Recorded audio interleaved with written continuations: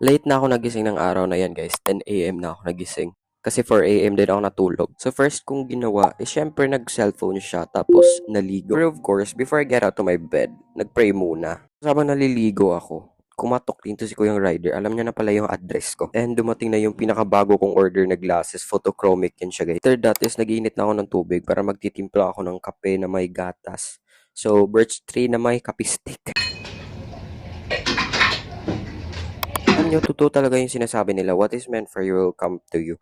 Kasi sobrang lipat-lipat ko ng apartment, di talaga ako mapakali kasi may mga problema talaga. Walang natural light, walang wifi, walang signal. Pero ito, perfect na talaga siya kasi may natural light na hindi na mainit sa loob kasi may malaking window, which is good. After that, nagsilaglagan tong pinagawa ng may-ari dito, yung may wire. Ewan ko, basta guys, nagsilaglagan na lang siya. Tapos, yung ano, yan yung gumising sa akin. Yung clip fan ko na yan, nagising na lang ako, pumutok siya, tas umuusok na dito. Nag-arrange na rin ako ng table ko kasi hindi talaga ako gagawa, hindi ako makakilos ng maayos kapag hindi maayos yung arrangement ng lahat, kapag madumi yung space.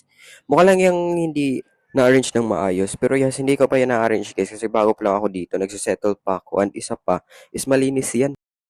After that, nag-work ako kunwari, nag-scroll sa social media, sa Facebook, tapos nag-check ako ng mga emails ko. Tapos nag-download ako ng movie, yung Devil Wears Prada. Kaso parang nirecord niya sa sinihan, pero okay na yun kasi libre lang naman. Tapos, sa Luklo ako nanood guys, and then nag-download din ako ng movie, yung Avengers Endgame, kasi sobrang na-miss ko yun.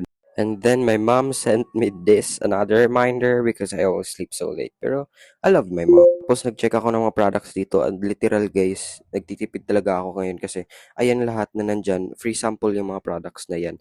And hindi talaga maganda yung income ko last month until now. But hopefully, maayos na siya.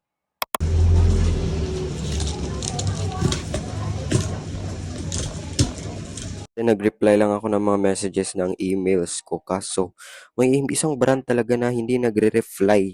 Nag-submit ako ng mga application sa mga brands and may isang brand na nag-ghost sa akin. Like, hello? Tapos ayun guys, ay ganyan lang yung ginagawa ko. Nag-reply ako ng mga email and then nag-check ako ng mga spam. Anyways, that's it. Thank you for watching. I'm using the Honor Pad X8A nga pala, tablet yan. Dito lang din yan sa TikTok shop ko nabili.